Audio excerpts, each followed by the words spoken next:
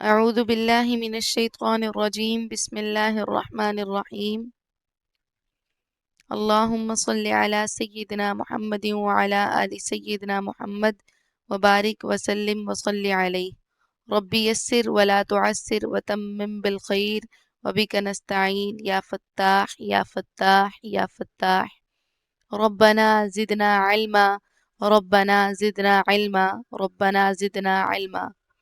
اللہم صلی علی سیدنا محمد وعلی آل سیدنا محمد وبارک وسلم وصلی علیہ۔ معزز طالبات، الحمدللہ اللہ کے فضل و کرم سے ہم نے سورۃ الملک کے کورس کا جو آغاز کیا تھا اس کی 10 آیات ہم نے مکمل کر لی ہیں۔ اب ہم آیت نمبر 11 سے لے کے 15 تک آج اس کا ترجمہ و تفسیر پڑھیں گے۔ آج کی تفسیر میں آپ کو بہت کم پوائنٹس ملیں گے لکھنے کے لیے بھی اور یاد کرنے کے لیے بھی۔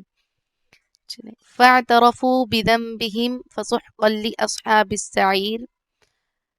اس کا لفظی ترجمہ یہ ہے فَاعْتَرَفُوا، پس وہ اعتراف کر لیں گے بِذَنبِهِمْ اپنے گناہوں کا، فَسُحْقًا پس پھٹکار ہے لِأَصْحَابِ السَّعِيرِ جہنمی لوگوں کے لیے۔ یہاں تک جو ہے وہ ہم کافروں کا ذکر پڑھتے ہیں، جیسا کہ ہم نے پچھلی آیات میں پڑھا،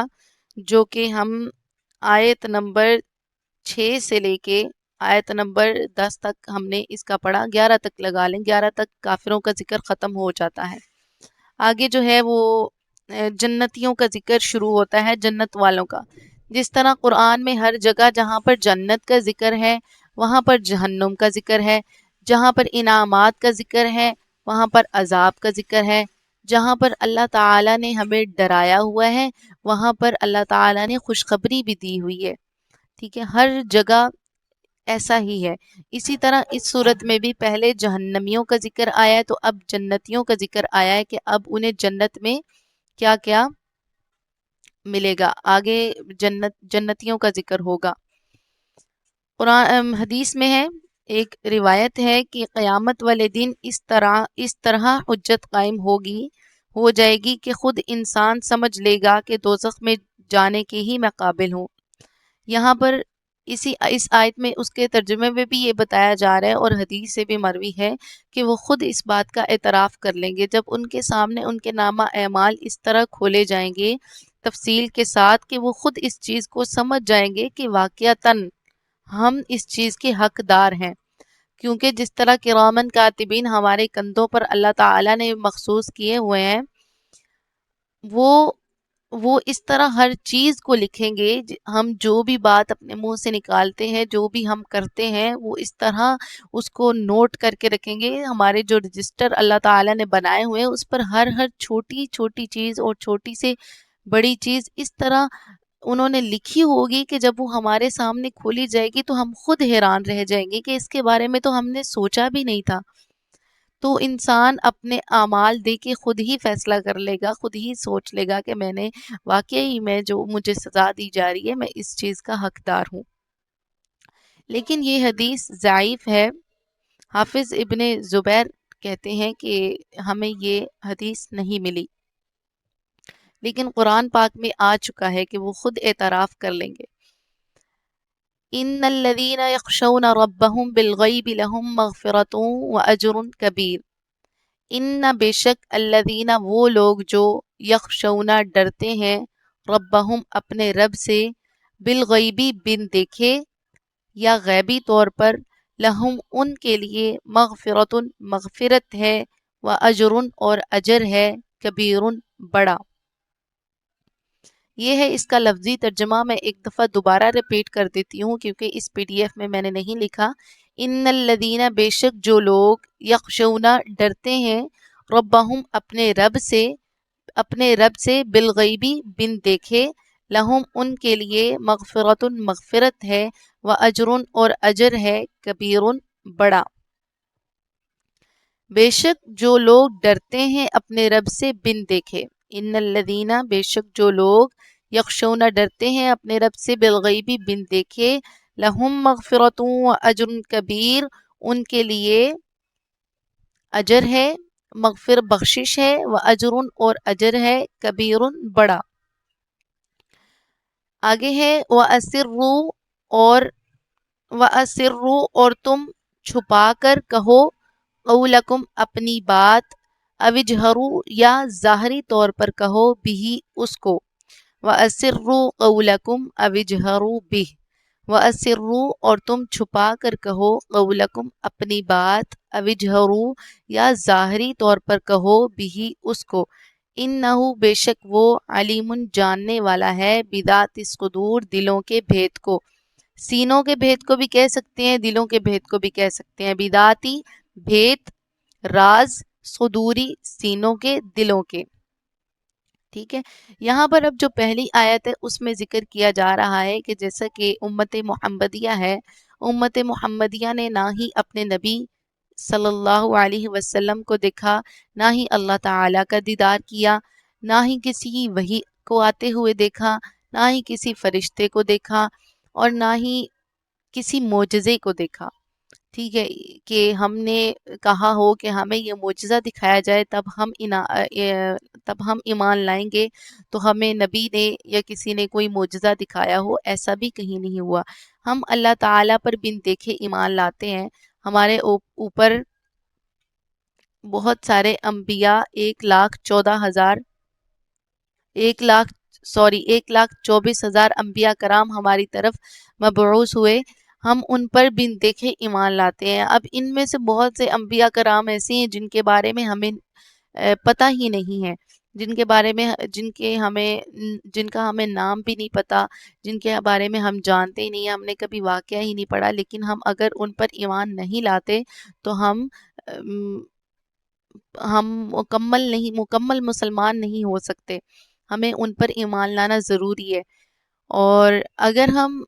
قیامت پر ایمان نہیں رکھتے اگر ہم دوبارہ مر کر دوبارہ اٹھ جانے پر دوبارہ زندہ کیے جانے پر ایمان نہیں رکھتے تب بھی ہمارا دین مکمل نہیں ہوتا تو یہ چیزیں ہیں کہ ہم اپنے رب پر بن دیکھے ایمان رکھتے ہیں اس لیے امت محمدیہ کے لیے بھی بخشش اور بڑا اجر ہے جیسے کہ پہلے جتنی بھی قومیں گزر چکی ہیں ان کی طرف جو نبی بھیجے گئے تھے وہ ان کے قوم میں انہی میں سے نبی بھیجے گئے تھے اور انہوں نے اپنے نبی کو دیکھا تھا اور جو بھی وہ معجزہ مانگتے تھے ان کو دیا جاتا تھا اب نافرمانی سے خائف ہی مستحق ثواب ہیں اللہ تعالیٰ ان لوگوں کو خوشخبری دے رہا ہے جو اپنے رب کے سامنے کھڑے ہونے سے ڈرتے ہیں ان الذین یخشون ربہم بالغیب کہ اپنے رب کے سامنے کھڑے ہونے سے ڈرتے رہتے ہیں اگر وہ تنہائی میں ہوں جہاں کسی کی نگاہیں ان پر نہ پڑ سکیں تاہم خوف اللہ تعالیٰ سے کسی نافرمانی کے کام کو نہیں کرتے نہ اطاعت و عبادت سے جی چراتے ہیں ان کے گناہ بھی معاف فرما دیتا ہے اور زبردست ثواب اور بہترین اجر بھی عنایت فرما دیتا ہے ٹھیک ہے ایک اس کی تفسیر اس صورت بھی ہو سکتی ہے کہ اللہ تعالیٰ کے سامنے کھڑے ہونے سے وہ ڈرتے ہیں کسی طرح کا چیلنج کرنے سے کسی طرح بھی ان اللہ تعالیٰ کے سامنے کھڑے ہونے سے وہ ڈرتے ہیں اور وہ تنہائی میں بھی اور سب کے سامنے بھی عبادت میں لگے رہتے ہیں ان کے لیے مغفرت ہے اور بڑا اجر ہے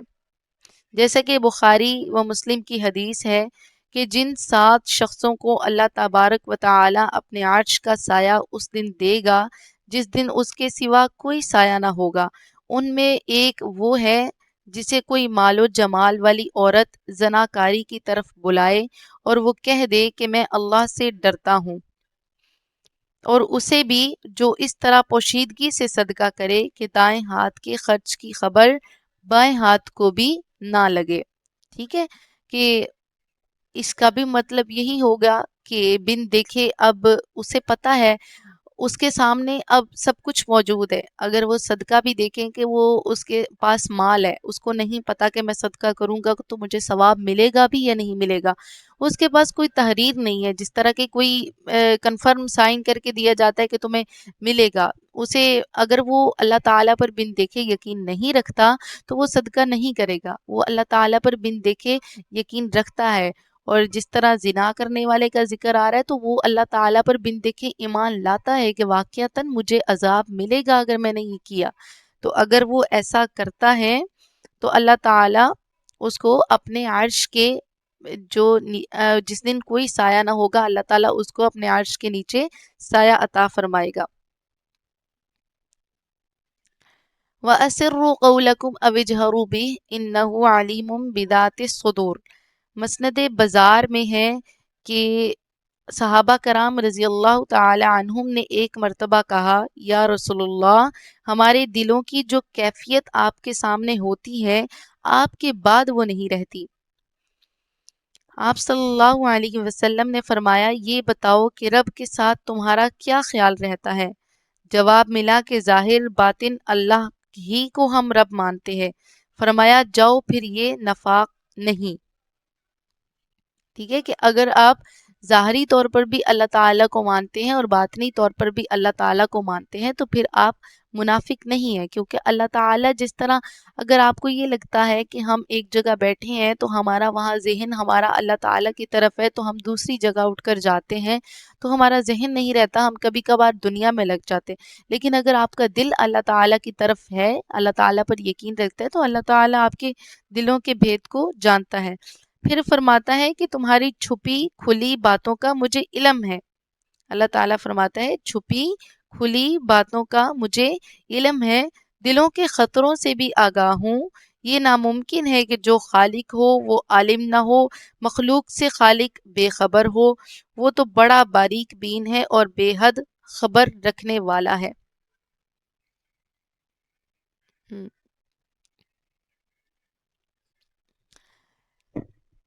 جی، تو ہمارے پاس اگلی آیت ہے، الا یعلم من خلق وہو اللطیف الخبیر۔ الا خبردار، یعلم وہ جانتا ہے، من خلق جس نے پیدا کیا، وہو اور وہ لطیف بہت ہی باریک بین، خبیر خبر رکھنے والا ہے۔ الا یعلم یہ سوالیہ طور پر بھی ہو سکتا ہے، الا خبردار، میں نے یہاں پہ آپ کے ساتھ خبردار کیا ہے کہ خبردار ہو جاؤ کہ آپ وہ نہیں جان سکتا۔ الا خبردار، یعلم وہ جانتا ہے، من خلق جو اس نے پیدا کیا۔ الا یعلم من خلق کیا وہی نہ جانے گا، من خلق جس نے پیدا کیا ہے۔ یہ آیت اپنے مضمون اور اسلوب کے اعتبار سے بہت اہم ہے۔ ہم میں سے جن لوگوں کو اللہ تعالیٰ نے دعوت کا فریضہ ادا کرنے کی توفیق دی ہے انہیں ایسی آیات ازبر ہونی چاہیے، ازبر یاد ہونی چاہیے۔ اگر ایک شخص نے اگر گھڑی بنائی ہے تو ظاہر ہے اس سے بڑھ کر بھلا اور کون اس گھڑی کے بارے میں جان سکتا ہے؟ ایسا ہی ہے نا۔ چنانچہ اللہ تعالیٰ جو انسان کا خالق ہے اس سے اس کے ظاہر اور باطن کا کوئی پہلو بھلا کیسے پوشیدہ رہ سکتا ہے؟ وہو اللطیف الخبیر، اور وہ بہت باریک بین ہے، ہر چیز کی خبر رکھنے والا ہے۔ یہاں پر ایک حدیث ہے،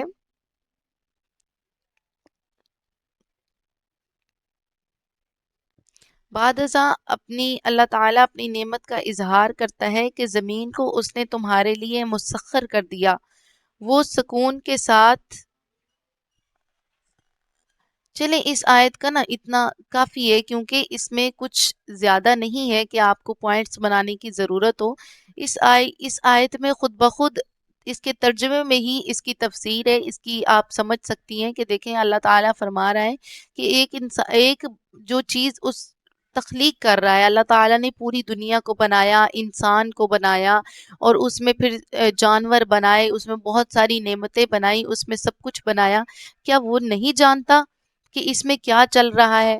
اور اللہ تعالیٰ نے کس کو رزق دینا ہے، کون بھوکا بیٹھا ہے، کون غریب ہے، کون امیر ہے، کس کو ضرورت ہے اور کون کس کو ضرورت نہیں ہے؟ اللہ تعالیٰ سب جانتا ہے، سب واقف ہے۔ آگے، هو الذی جعل لکم الارض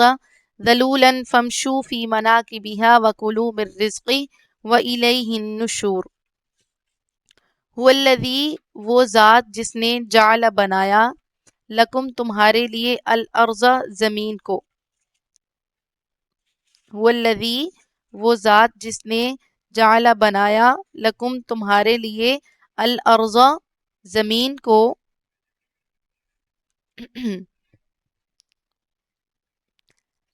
ذلولن پست،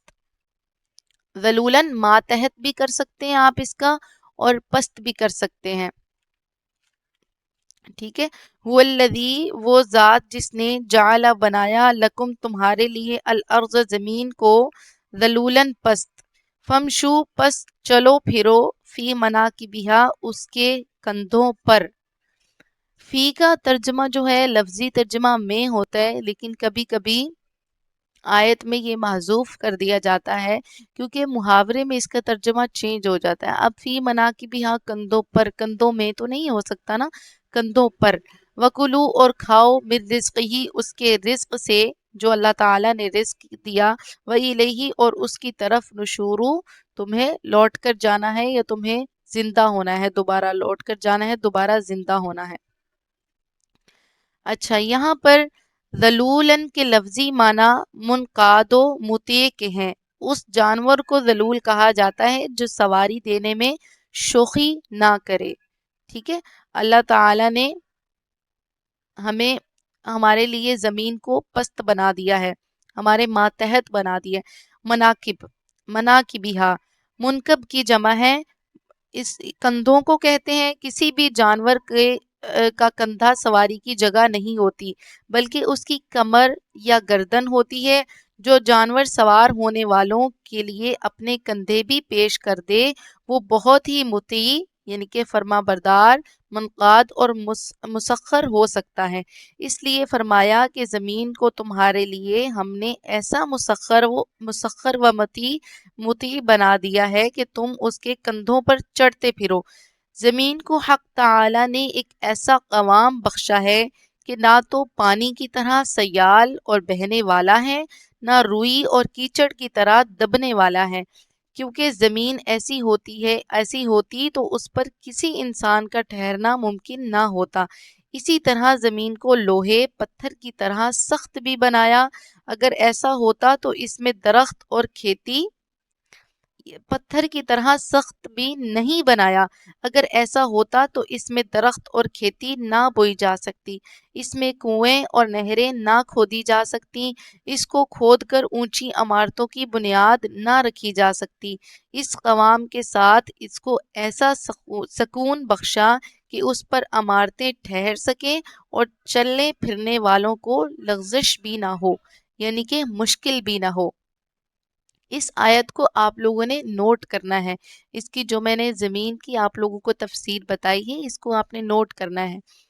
وہی ذات ہے جس نے تمہارے لیے بنایا، هو الذی وہ ذات جس نے بنایا لکم تمہارے لیے زمین کو پست، اس نے تمہارے لیے ماتحت اور تابع حکم رکھا ہے. پس تم چلو پھرو اس کے کندھوں کے درمیان. زمین کے کندھوں سے مراد اس کے وہ میدان ہیں جو انسان کو بہت وسیع اور کشادہ نظر آتے ہیں. جیسے ایک چیونٹی اگر ہاتھی کے کندھوں کے درمیان چل پھر رہی ہوگی تو ظاہر ہے اس جگہ کو بہت وسیع میدان سمجھے گی. وَكُلُوا مِن رِزْقِهِ وَإِلَيْهِ النُّشُورُ اور اس کے دیے ہوئے رزق سے کھاؤ پیو اور یاد رکھو کہ تم نے اس کی طرف زندہ ہو کر جانا ہے. اچھا میں یہاں پر مناقب کا ترجمہ آپ لوگوں کے ساتھ دوبارہ پڑھ رہی ہوں، آپ نے اس کو غور سے سننا ہے اور اس کو لکھنا بھی ہے. مناقب منکب کی جمع ہے، کندھوں کو کہتے ہیں. کسی بھی جانور کا کندھا سواری کی جگہ نہیں ہوتی بلکہ اس کی کمر یا گردن ہوتی. جو جانور سوار ہونے والوں کے لیے اپنے کندھے بھی پیش کر دے وہ بہت ہی مطیع، منقاد اور مسخر ہو سکتا ہے. اس لیے فرمایا کہ زمین کو تمہارے لیے ہم نے ایسا مسخر و مطیع بنا دیا کہ تم اس کے کندھوں پر چڑھتے پھرو. زمین کو حق تعالی نے ایک ایسا قوام بخشا ہے کہ نہ تو پانی کی طرح سیال اور بہنے والا ہے، نہ روئی اور کیچڑ کی طرح دبنے والی ہے. کیونکہ زمین ایسی ہوتی تو پھر اس پر کسی انسان کا ٹھہرنا یا رہنا ناممکن ہوتا. اس طرح زمین کو لوہے پتھر کی طرح سخت بھی نہیں بنایا۔ اگر ایسا ہوتا تو اس میں درخت اور کھیتی نہ بوئی جا سکتی، اس میں کنویں اور نہریں نہ کھودی جا سکتی،